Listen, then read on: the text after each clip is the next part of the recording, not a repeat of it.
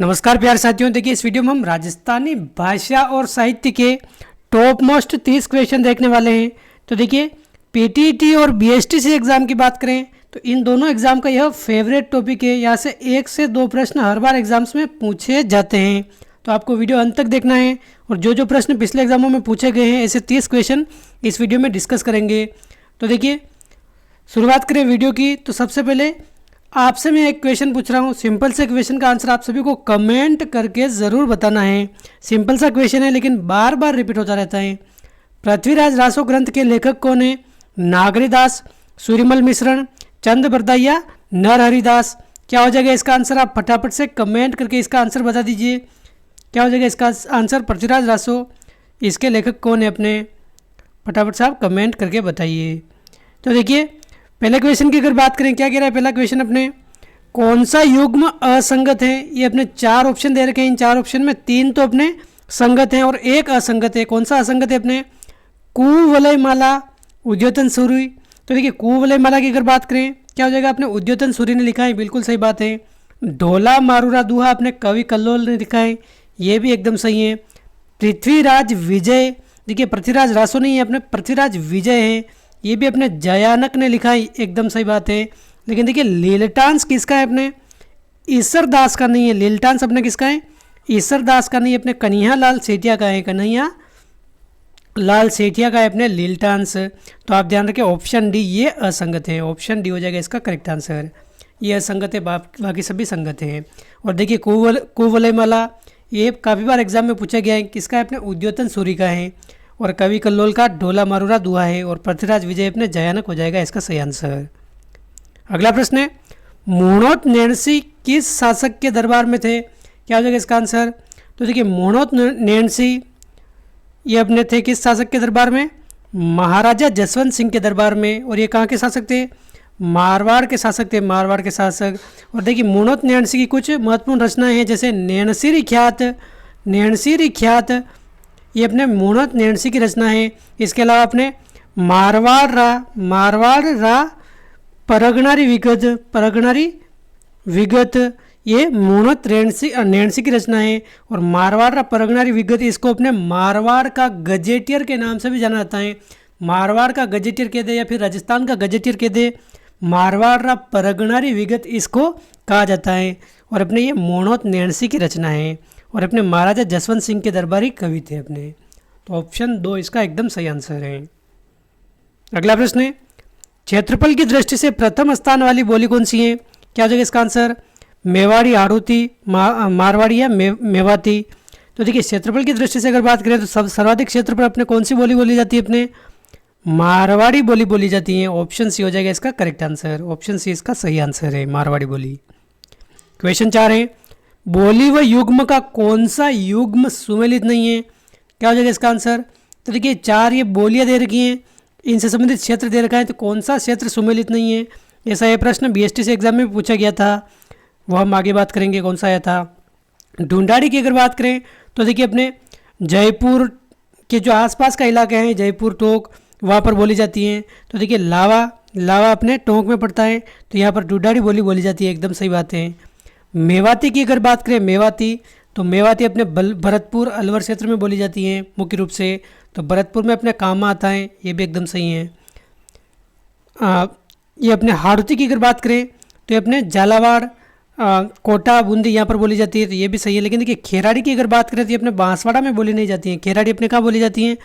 खेराड़ी बोली की अगर बात करें तो बूंदी हो जाएगा अपने, शाहपुरा, बूंदी इन क्षेत्र में बोली जाती है। शाहपुरा अपने जो भीलवाड़ा वाला है यहाँ पर, और बूंदी इन जगह अपने ये बोली जाती है। तो आप ध्यान रखें ऑप्शन डी हो जाएगा इसका करेक्ट आंसर। ये बांसवाड़ा नहीं होगा अपने, बूंदी, शाहपुरा, टोंक क्षेत्र में अपने ये खेराड़ी बोली जाती है। और यही क्वेश्चन अपने बीएसटीसी 2022 में पूछा गया था, खेराड़ी बोली का अपने कौन सा क्षेत्र है।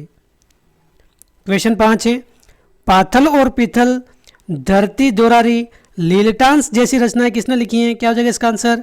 तो देखिए पाथल पीतल आ जाए, धरती दोरारी आ जाए, लीलटांस आ जाए, कुंकू आ जाए, ये सभी रचनाएं किसकी हैं अपने? एक मिंजर आ जाए, मिंजर, तो ये सभी अपने रचनाएं किसकी हैं? कन्हैया लाल सेठिया की हैं। ऑप्शन ए है इसका सही आंसर। और देखिए कन्हैया लाल सेठिया का अगर उपनाम भी पूछा जाए तो कन्हैया लाल सेठिया को अपने राजस्थानी भाषा का भीष्म पितामह के नाम से जाना जाता है।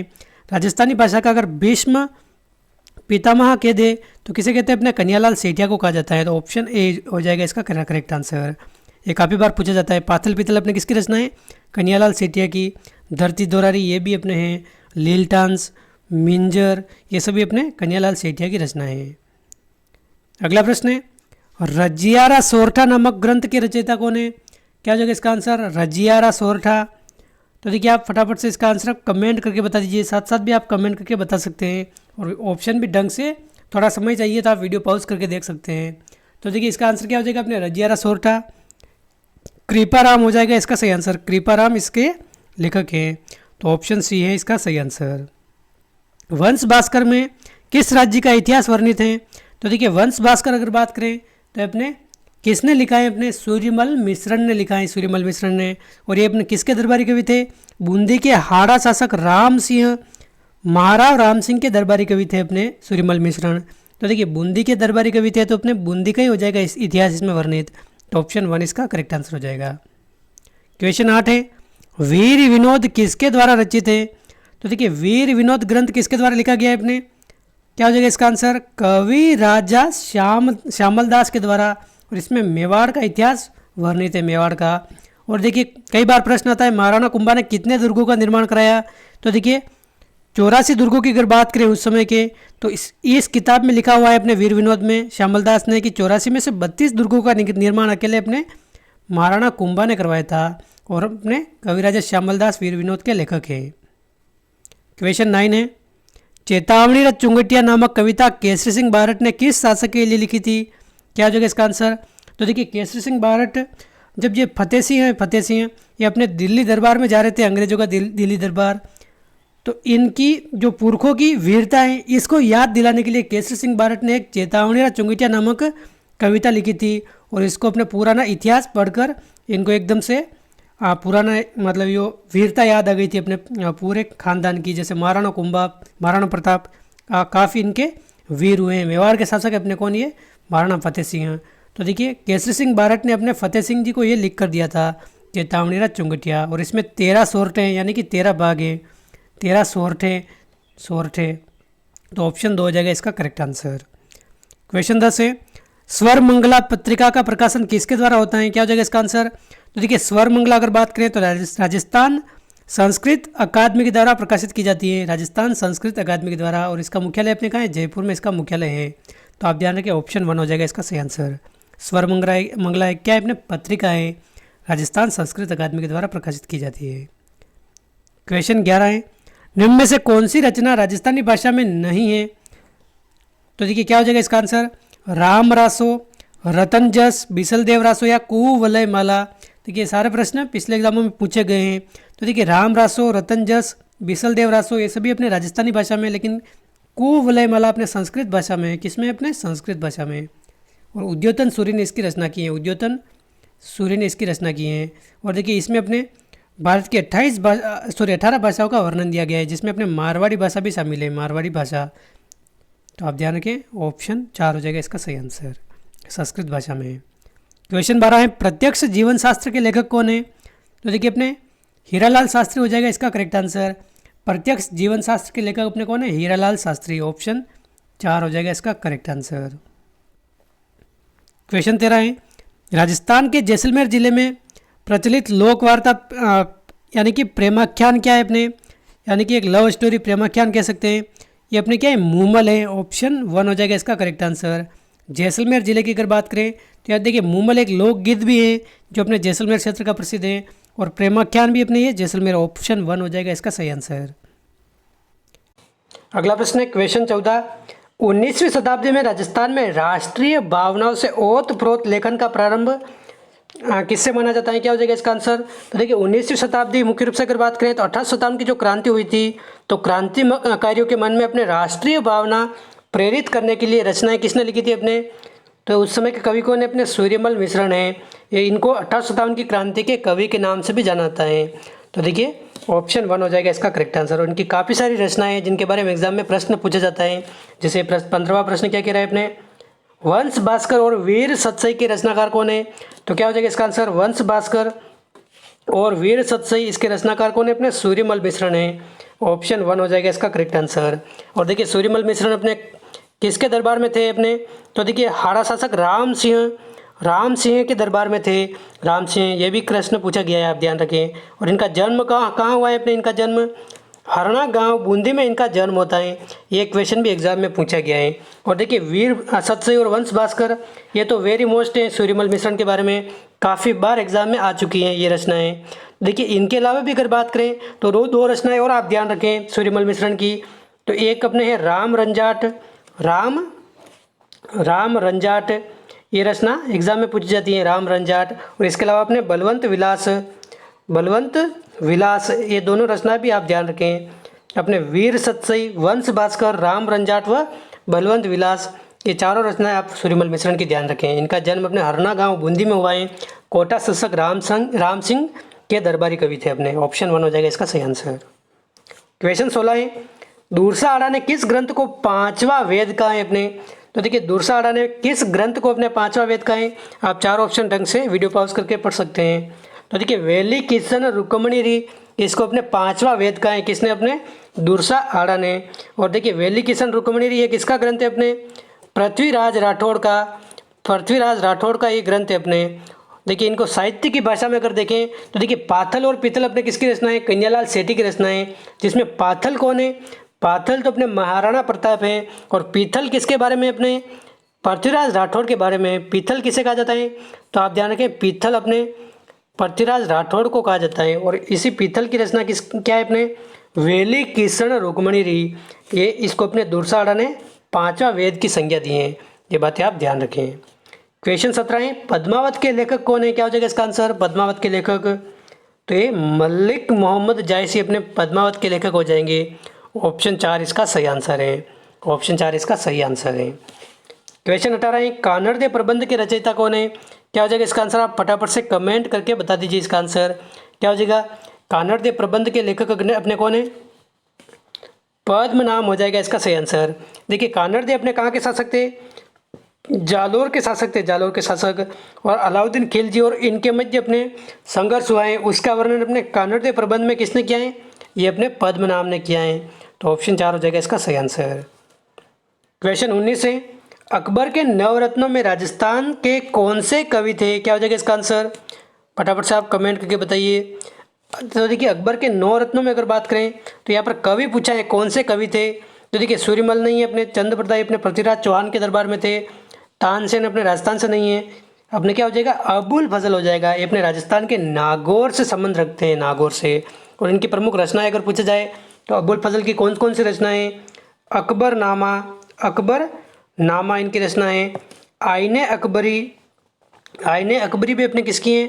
ये भी अपने अबुल फजल की हैं। ऑप्शन 3 हो जाएगा इसका सही आंसर। क्वेश्चन 20 है, बूंदी के प्रसिद्ध कवि सूर्यमल मिश्रण का जन्म कहाँ हुआ है? हमने अभी बात की है, हरना गांव बूंदी में इनका जन्म होता है। राम सिंह हाड़ा के दरबारी कवि थे। वंश भास्कर, बलवंत विलास, ये सारी इनकी प्रमुख रचनाएं हैं, राम रंजाट वगैरह। क्वेश्चन 21 है, किस ग्रंथ की रचना महाराणा कुंभा ने नहीं की थी? तो देखिए महाराणा कुंभा, इनकी रचनाओं के बारे में काफ़ी एग्जाम में प्रश्न पूछे जाते हैं और मुख्य रूप से ये 3-4 रचनाएं रिपीट होती हैं। तो देखिए एक तो आप ध्यान रखें विशेष तौर पर रसिक प्रिया, संगीत मीमांसा, संगीत राज के भाग भी पूछे जाते हैं। कितने भागों में विभक्त है? अपने 5 भागों में विभक्त हैं। तो ये तीनों रचनाएं किसकी? अपने महाराणा कुंभा की हैं। और संगीत शास्त्र की अगर बात करें तो इसके रचयिता कौन है? अपने भरत मुनि इसके रचयिता हैं, भरत मुनि। तो ये अपने ऑप्शन गलत हो जाएगा, ये महाराणा कुंभा की रचना नहीं है। ऑप्शन 4 इसका सही आंसर है। क्वेश्चन 22 है, इनमें से किसका लेखन भाव भट्ट ने नहीं किया था? तो देखिए भाव भट्ट ने किसका लेखन नहीं किया है? अपने अनूप रागमाला का लेखन किया है, अनूप राग सागर का लेखन किया है, अनुपा कुंज का लेखन किया है। लेकिन देखिए अनूप राग विलास का लेखन नहीं किया है। अनूप विलास अगर आ जाए तो बिल्कुल अपने भाव भट्ट ने इसका लेखन किया है, लेकिन अनूप राग विलास नहीं होगा इसका। तो ऑप्शन के हिसाब से देखिए तो ऑप्शन 4 हो जाएगा इसका सही आंसर। और देखिए इसके अलावा ये भी आप ध्यान रखिए, अनूप संगीत रत्नाकर, इसका भी लेखन किसने किया है? ये भी अपने किसने किया है? भाव भट्ट ने किया है। तो अनूप रागमाला, अनूप राग सागर, अनुपा कुंज और अनूप संगीत रत्नाकर, इस भी भाव भट्ट की रचना है। क्वेश्चन 23 है, राजस्थानी भाषा साहित्य और संस्कृति अकादमी कहाँ स्थित है। तो देखिए यहाँ पर दो तरह के प्रश्न आपको कन्फ्यूज कर सकते हैं। एक तो अपने क्वेश्चन आता है राजस्थान साहित्य अकादमी कहाँ है, राजस्थान साहित्य अकादमी अपने कहाँ है, ये अपने उदयपुर में है। ये आपको अगर अच्छी तरह से याद होगा तो 100% अगर आपको ये क्वेश्चन नहीं आ रहा है तो आप उदयपुर करके ही आओगे। लेकिन देखिए राजस्थानी भाषा साहित्य और संस्कृति अकादमी ये अलग है और राजस्थानी साहित्य अकादमी ये अलग है। राजस्थानी भाषा साहित्य और संस्कृति अकादमी अगर पूछ ले तो ये तो अपने बीकानेर में है, जैसा ऑप्शन ये 3 दे रखा है बीकानेर में।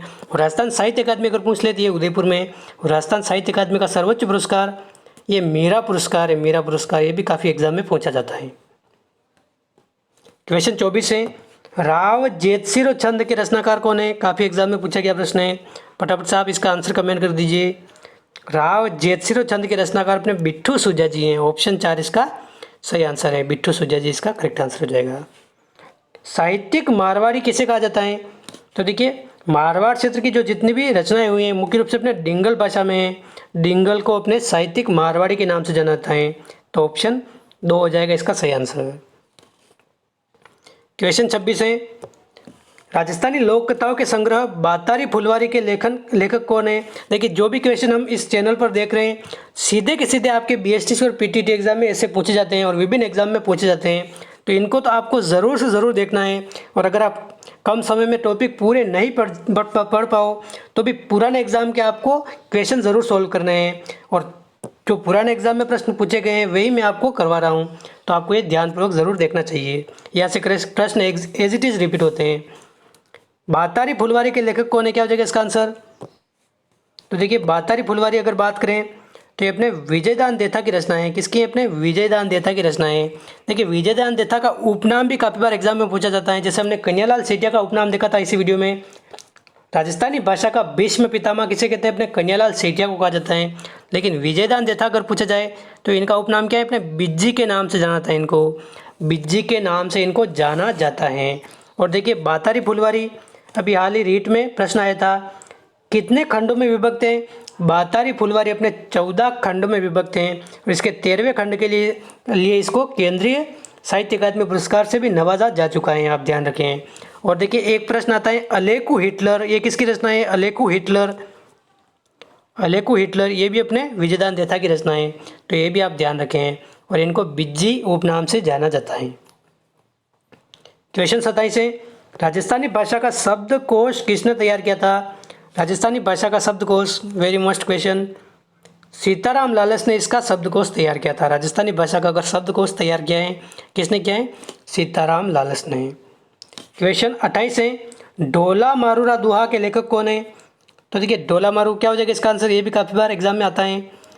ये अपने कवि कल्लोल ढोला मारूरा दुहा के लेखक हैं। और देखिए कई एग्जाम में पूछा गया है ढोला मारूरा दुहा में जो ढोला पात्र हैं ये कहाँ का राजकुमार था, अपने नरवर का राजकुमार था, नरवर का।